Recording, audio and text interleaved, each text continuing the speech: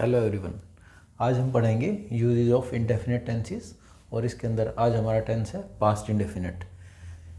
इसके अलावा मैंने फ्यूचर इंडेफिनिट के वीडियो को कवर कर लिया है पहले से ही, उसको आप देख सकते हैं। और प्रेजेंट इंडेफिनिट का मैं आज ही इसके बाद बनाऊंगा। तो स्टार्ट करते हैं हमारे पास्ट इंडेफिनिट के यूज़ के साथ। तो फर्स्ट यूज़ है हमारा, पास्ट इंडेफिनिट को हम यूज़ करते हैं एक्शंस ऑफ पास्ट के लिए।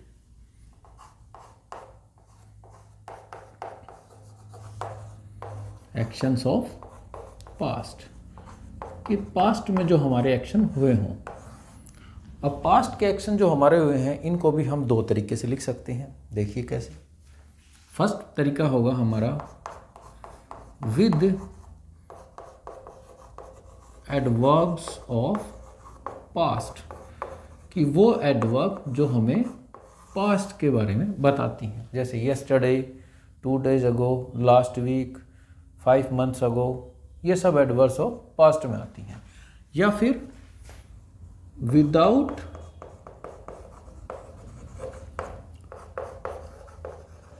एडवर्ब्स ऑफ पास्ट, पास्ट की एडवर्ब्स के बगैर भी आप लिख सकते हैं, मीनिंग सेम रहता है।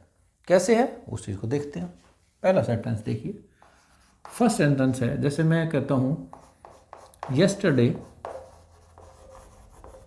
ये मेरी एडवर्ब ऑफ पास्ट आ गई है।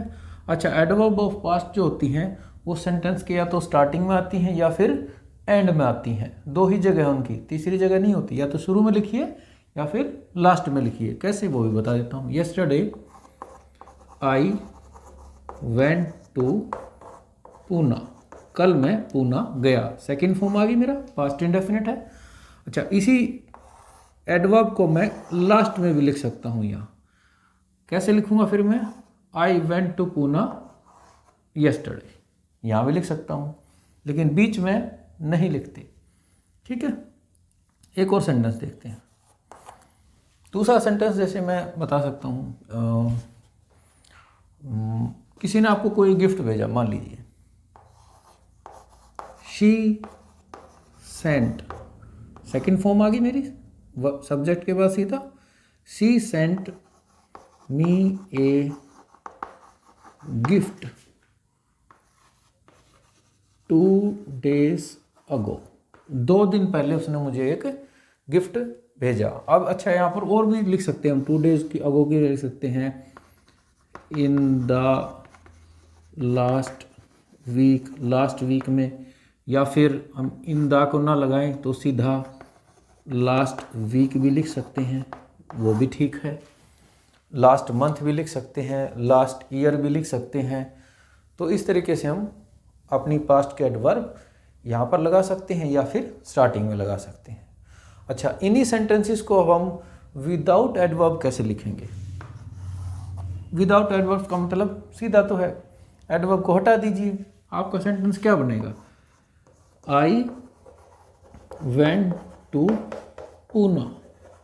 अब आप ये नहीं बता रहे हैं कि मैं कल गया था, सिर्फ आपने ये अंतर कर दिया कि अब आप ये नहीं बता रहे हैं कि आप कब गए थे। वो पर्टिकुलर कल का, 2 दिन पहले का, 1 हफ्ता पहले का या 1 महीने पहले का, वो रेफरेंस आप नहीं दे रहे हैं, तो भी आपका मीनिंग सही होता है। अगर वो रेफरेंस आप नहीं देना चाहते हैं तो भी पास्ट इंडेफिनिट से इस तरीके से आपकी सेंटेंस फॉर्मेशन हो सकती है।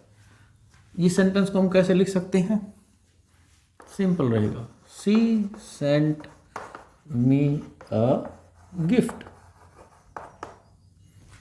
एक और देख लेते हैं, चलिए। ही मेड ए पेंटिंग, अब की बार कोई और टाइम रेफरेंस ले लेते हैं, 3 months बिफोर। तो इसका क्या बन जाएगा, इसका सिर्फ इतना रह जाएगा, ही मेड ए पेंटिंग। अब आप टाइम रेफरेंस यहाँ की हटा देंगे, ही मेड ए पेंटिंग। तो ये तो हुआ हमारा सिर्फ एडवर्ब ऑफ पास्ट के साथ और विदाउट एडवर्ब ऑफ पास्ट के साथ। इसके अलावा अब देखिए, ये रेफरेंसेस हमारी एडवर्ब्स की आ जाती हैं। इसके अलावा यही सेंटेंसेस हम दूसरे पास्ट के सेंटेंस के साथ कंपैरिजन में करेंगे तो हमें और क्लियर होगा इसका अच्छे से यूज़। तो वो मैं आपको दिखाता हूँ करके। ये मिटा देते हैं इसको।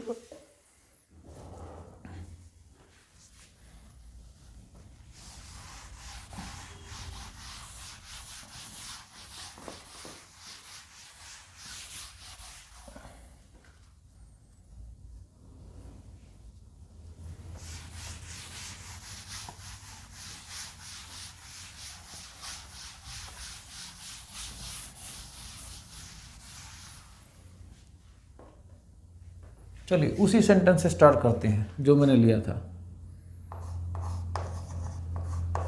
Yesterday I went to Poona. अब टाइम रेफरेंस जब आ जाती है तो आपका जो टेंस है पास्ट इंडेफिनिट, वो पास्ट इंडेफिनिट नहीं रहता, वो पास्ट कंटिन्यूअस, पास्ट परफेक्ट या पास्ट परफेक्ट कंटिन्यूअस हो जाता है। कैसे, देखिए इसी इवेंट को अब मैं टाइम के अकॉर्डिंग बताता हूँ कि आप कैसे गए। जैसे अगर मैं कहता हूँ कि मैं ऑफिस में था और अराउंड 2:30 दोपहर को 2:30 बजे के आसपास मैं ऑफिस से निकला जाने के लिए, तो मैं क्या कहूँ, तो मैं ये नहीं कहूँगा, पहले यहाँ पर मैं बता देता हूँ at 2:30 I left for Poona, कि पूना के लिए मैं इतने बजे निकल गया। ध्यान दीजिए, आपने कहा इतने बजे आप निकल गए, आपका पास्ट में एक्शन कंप्लीट हो गया। और पास्ट में जब एक्शन कंप्लीट होता है it is not past indefinite, it is past perfect. तो ये इस तरीके से गलत हो जाता है।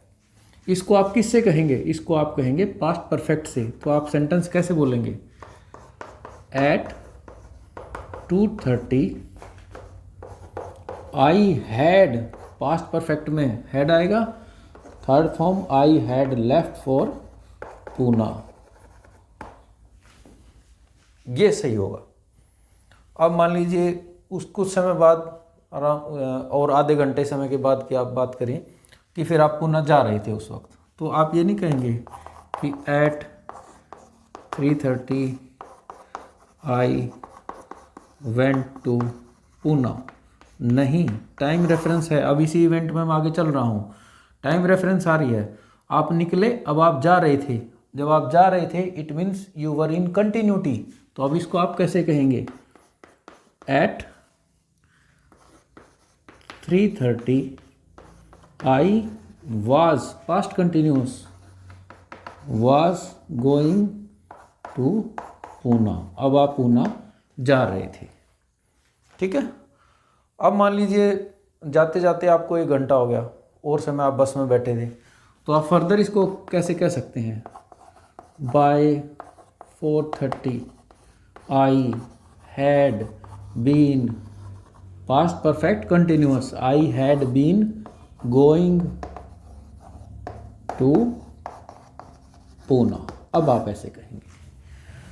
तो यहाँ पर फिर आप पूना पहुँच जाते हैं। चलिए इसको भी कवर कर लेते हैं। आप ये नहीं कहेंगे कि at 5:30 I reached Poona, no, at 5:30 I had reached Poona, इतने बजे आप पूना पहुंच चुके थे, आपका पास्ट में एक्शन पूरा हो गया था। ऐसे ना कहीं। तो इस तरीके से आप देखिए कि यहाँ तक आपका सेंटेंस ठीक है जब आप बताते हैं कि मैं गया।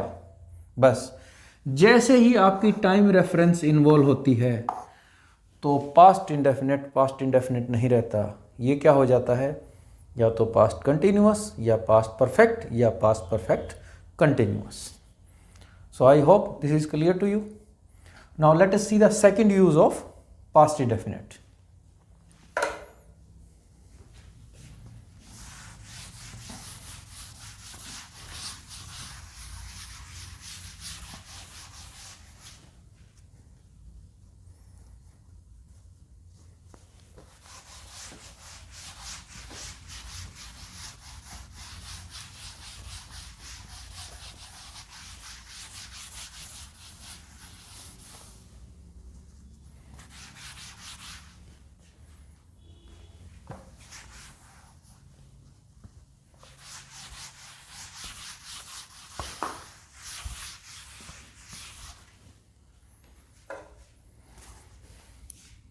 Second use is related to habits of past. ये पास्ट की हैबिट से रिलेटेड है और यूज होता है as an alternate to use of used to and would. Would और यूज टू हैं, ये दो ऐसे हमारे पास वर्ड्स हैं जिनके जरिए हम पास्ट की हैबिट को बताते हैं। अब पास्ट इंडेफिनिट इनका एक अल्टरनेट है उन हैबिट्स को बताने के लिए। देखते हैं सेंटेंस से, समझ में आएगा क्लियर। लेते हैं कोई एक सेंटेंस लेते हैं, जैसे किसी को चॉकलेट खाना पसंद था बचपन में, सबको होता है। कैसे लिखेंगे? She liked chocolates when she was young। उसको चॉकलेट खाना पसंद था। अब देखिए मैंने सेकंड फॉर्म यूज़ की है, वर्ब की सेकंड फॉर्म यूज़ की है और एक पास्ट की हैबिट को बताया है। इसी हैबिट को हम यूजुअली यूज टू और वुड से बताते हैं। कैसे? सी used to like chocolates when she was young। अब देखिए यूज टू, यहाँ पर मेरा यूज टू है, ये मेरी सेकंड फॉर्म आ गई है। अब लाइक की कौन सी फॉर्म लगी है? फर्स्ट फॉर्म है। टू के बाद जब भी वर्ब की कोई फॉर्म आती है, वैसे इंग्लिश लैंग्वेज में भी कभी आप देखिएगा टू के बाद हमेशा फर्स्ट फॉर्म आती है, इसको भी याद रखना। अब यहाँ पर तो देखिए ये वो मेरी वर्ब थी जो मेरी पास्ट की हैबिट को डिफाइन कर रही थी यहाँ पर, और डायरेक्ट सेकंड फॉर्म में आ रही थी। यहाँ पर ये फर्स्ट फॉर्म में आती है क्योंकि यहाँ पर वो काम कौन करता है? यूज टू करता है, और यूज टू किससे करता है? सेकंड फॉर्म से ही करता है। तो पास्ट इंडेफिनिट के इक्विवेलेंट सेंटेंस हो जाता है हमारा। या फिर जैसे मैंने बताया वुड से। अब इसी सेंटेंस को हम वुड से क्या लिखेंगे? शी वुड, ये यूं का यूं, she would like chocolates when she was young. अब इस सेंटेंस का मीनिंग, इसका मीनिंग और इसका मीनिंग एक ही है, तीनों का मीनिंग एक ही है। एक और सेंटेंस देख लेते हैं। देखिए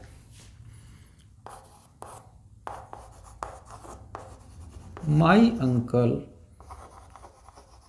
कैरीड। अच्छा, इसके जैसे हम सेकंड फॉर्म लगा रहे हैं, इसके साथ हम बीच में दूसरे वर्ड भी ऐड कर सकते हैं। वो वर्ड जो कि इस वर्ब के अंदर फर्दर मीनिंग ऐड करते हैं। कैसे? माई अंकल ऑलवेज, यूजुअली, ये हमारी दूसरी एडवर्ब्स ऐड हो जाती हैं यहाँ पर। माई अंकल ऑलवेज, यूजुअली, आप इनको लगाते हैं तो भी मीनिंग वही आता है, क्योंकि जो चॉकलेट लाइक की जा रही थी पास्ट में, ये हमेशा ही की जा रही थी। तो यहाँ पर आप ऑलवेज, यूजुअली भी ऐड कर सकते हैं। माई अंकल कैरिड, या फिर माई अंकल ऑलवेज कैरिड, या my uncle usually carried an umbrella whenever he went outside, कि जब भी वो बाहर जाते थे अपने साथ एक अम्ब्रेला लेकर जाते थे। अब इसी सेंटेंस को मैं यहाँ पर यूज़ करूँगा तो क्या हो जाएगा? कैरिड मेरी वर्ब की सेकंड फॉर्म है यहाँ पर। अब ये फर्स्ट हो जाएगी और इससे पहले क्या लग जाएगा? यूज टू या फिर would. My uncle used to या फिर वुड, इसके बाद आगे अब हो जाएगी फर्स्ट फॉर्म। अब ये वर्ब की फर्स्ट फॉर्म कैरी, इसने सेकंड फॉर्म का काम कर दिया। वुड भी विल का पास्ट इक्विवेलेंट होता है, तो सेकंड फॉर्म की तरह वो यूज हो जाता है इस तरीके से। तो उसके सेकंड फॉर्म की कमी को वो पूरा करता है। तो दोनों पास्ट के इक्विवेलेंट हैं। Carry an umbrella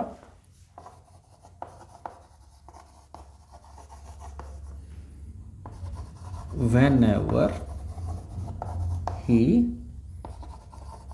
went outside। बाकी आपका सेंटेंस यूं का यूं रहता है। तो इस तरीके से आप देखिए, जो आपकी जो पास्ट की हैबिट्स है ना, जो ये इनमें खास बात क्या रहती है, जो पास्ट की हैबिट है ये पास्ट में थी, अब नहीं है। तो पास्ट जो हमारी हैबिट्स ऑफ पास्ट हैं वो हैं क्या एक्चुअली, अगर आप देखेंगे तो हैबिट्स ऑफ पास्ट ये एक्चुअली हैं डिसकंटिन्यूड एक्टिविटीज। ये एक्टिविटी अब नहीं होती, ये एक्टिविटी पास्ट में होती थी।